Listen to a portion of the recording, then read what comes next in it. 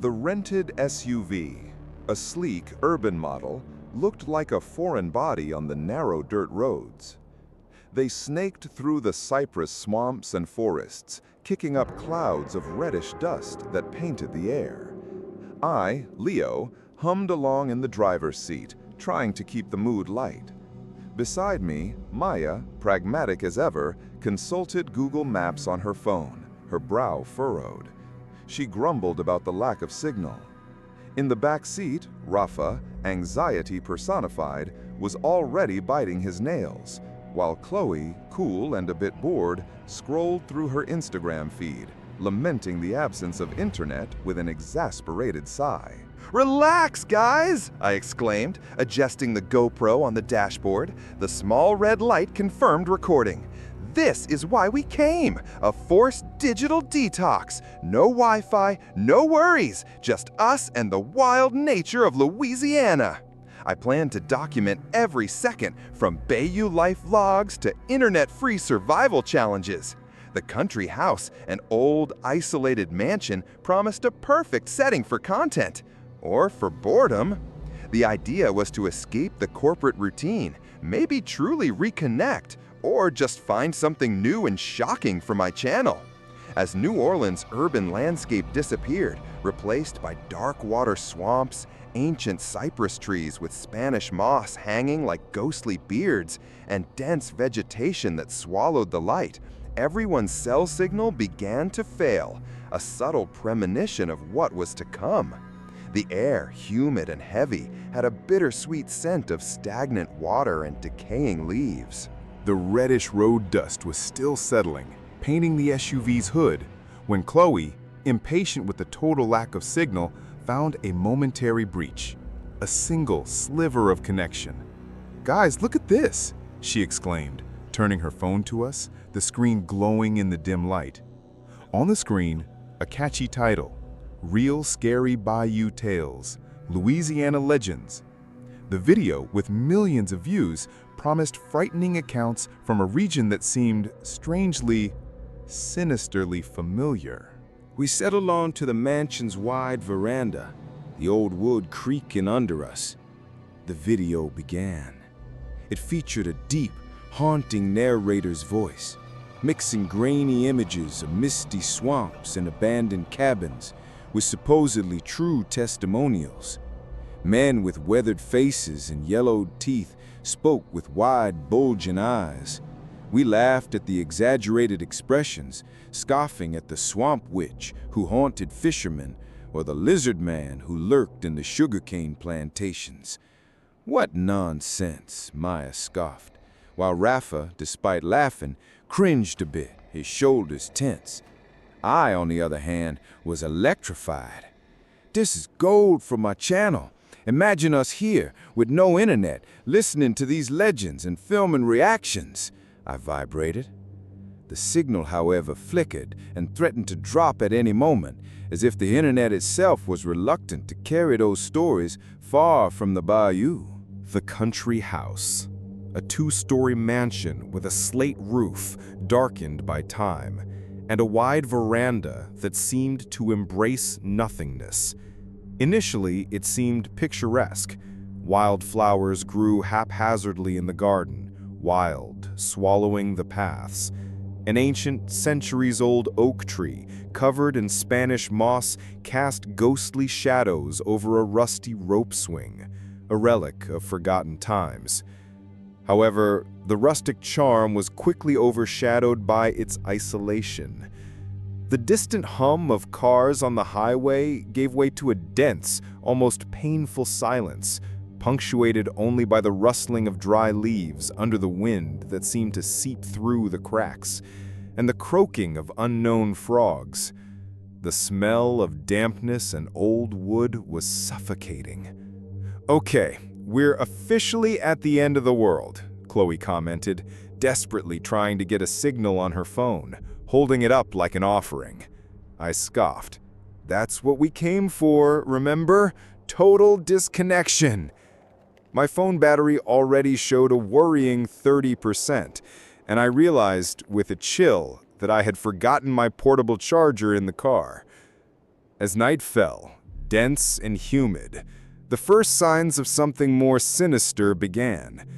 Unexplained creaks came from the attic, echoing like dragging footsteps of someone who didn't want to be discovered.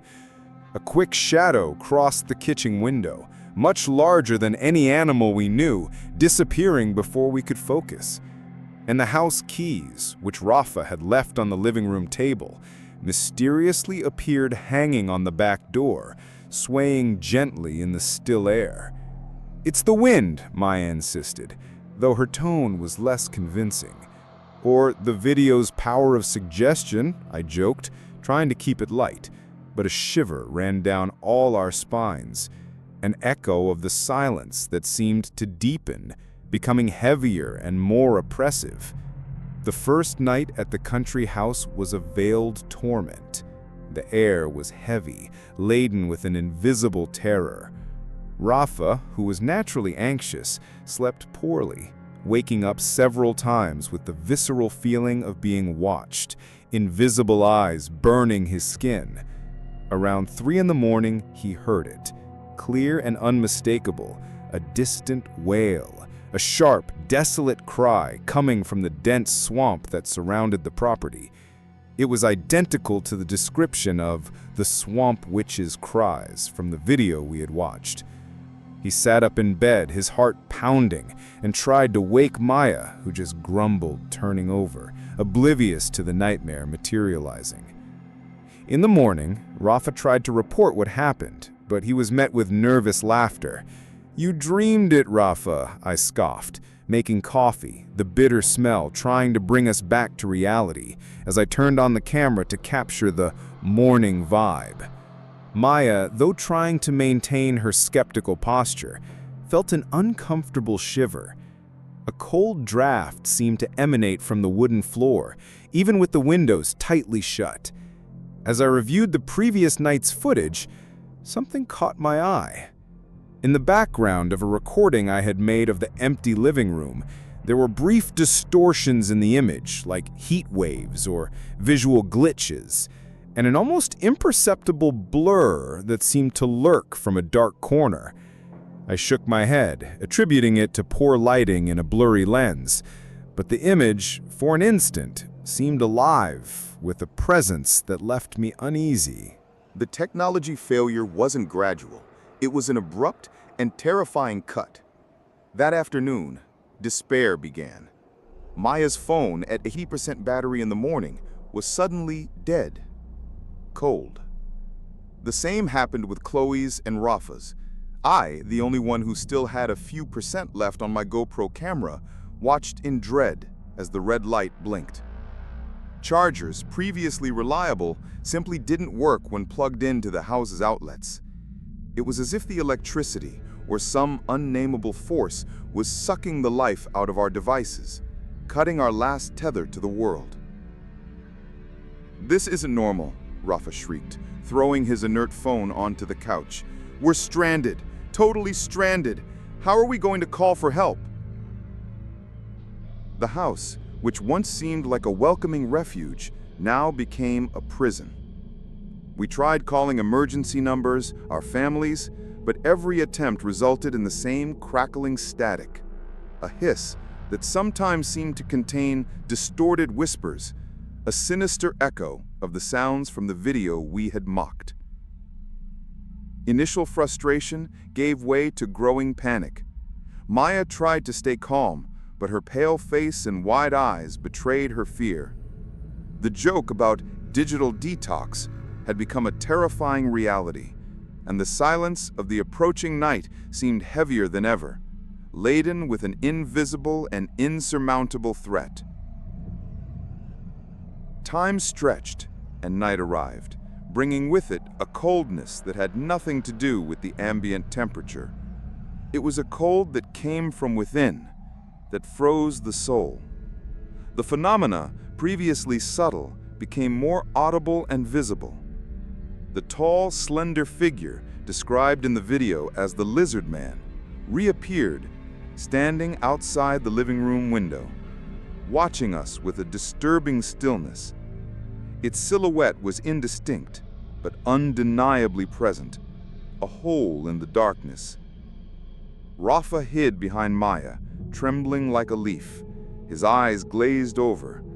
The wails of the swamp witch now came from inside the house, a muffled lament that seemed to emanate from the very walls, enveloping us in a shroud of sound and despair. The whispers, once mere static, were now distinct, clear voices mocking us, repeating exact phrases from the YouTube video we had watched. "You came here. Now you're one of us." In feverish despair, I tried to turn on the laptop.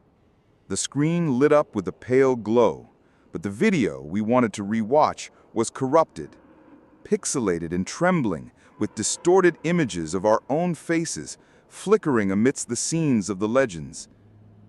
The realization hit us with brutal force. The events were not a coincidence, but exact echoes of the stories. The legends were not just folklore. They were happening to us, as if the video had served as a portal, activating something dormant or perhaps dragging us into one of its own narratives. Maya, her voice choked with panic, looked at the corrupted screen, her eyes welling up. We're not just watching. We are the story now. The terror, once amusing, had become an inescapable reality. A prison without bars. The house, once a welcoming refuge, became a prison. Doors locked with a dry, final thud, and windows jammed as if cemented by an invisible, immovable force. The terror of being trapped was palpable, crushing us. In our desperate search for an exit or an explanation, we ransacked the house, adrenaline coursing through our veins. In the dusty basement, a smell of earth and mold in the air, Chloe stumbled upon an old, dusty box. Inside, we found an ancient diary with yellowed pages and a worn leather cover. Written in shaky, almost illegible handwriting, the diary belonged to a former resident of the house, and its pages were filled with frantic scribbles, unsettling drawings of shadowy figures and local legends, many of them identical to those in the YouTube video. On one of the last pages, held by a rusty clip, we found a reel-to-reel recorder. With trembling hands, I managed to get it to work. What followed was distorted audio, full of static, but with human voices in panic, pleading and screaming, interspersed with the same guttural whispers that now echoed through the house. In a terrifying segment, the voices from the recorder repeated the exact phrases from the video, the same ones we had mocked. The truth hit us with brutal force. We were not the first to laugh at the legends of that place. The house was not just haunted, it seemed to feed on disbelief, attracting its victims and trapping them in its own narratives. Paranoia grew, fragmenting our group. Maya mumbled to herself, trying to find a logical explanation, while Rafa cowered in a corner, completely paralyzed by fear. With each sound, each shadow, the certainty that we would not escape deepened. With the GoPro battery blinking red, I felt a feverish urgency, a last impulse. I had to film. I had to document the horror, the truth behind the legends, even if it meant my own ruin. Separating myself from my friends who were huddled in the living room, I ventured into the dark corridors of the house, the camera pointed forward, capturing every shadow, every sound. I need proof, I whispered to the lens, my voice trembling, almost inaudible. Total panic, muffled scream, dense shadow, running sounds, trip and fall, GoPro screen black, silence. The entity or entities didn't take long to manifest directly. A dense, amorphous shadow materialized at the end of the hallway, blocking my path. Its whispers grew louder, clearer, and seemed to come from all directions, engulfing me. I turned, running back to the living room, but the figure followed me, moving with unnatural speed, silently. The red battery light blinked frantically, a cruel reminder that time was running out. I stumbled, falling to my knees, and the camera captured a distorted image of my own face, contorted in terror before the shadow completely enveloped me. The last thing heard was a muffled scream, a sound that seemed to be swallowed by the very darkness, and the GoPro screen flickered one last time before going completely black. The silence in the country house was now absolute, heavy and cold. No lights came on, no cell phone chirped, no human sound was heard. Only the wind, which now seemed to whisper the legends that were once mocked, stirred the dry leaves in the yard, an echo of the stories we had ignored. My friends and I simply disappeared, swallowed by the darkness that we inadvertently awakened. Trauma, internet static, distorted video, whispers and screams, final horror, underlying, unsettling hum. Weeks later, the original YouTube video, Real Scary Bayou Tales, Louisiana Legends, experienced an inexplicable surge in views. In the comments, users speculated about the sudden increase. Then, a new suggestion appeared in many viewers' feeds. A video less than a minute long, untitled, with only a few static, distorted images of the country house. There was no narration, just an almost inaudible audio, heavy with static, where muffled screams and disturbing whispers seemed to mix.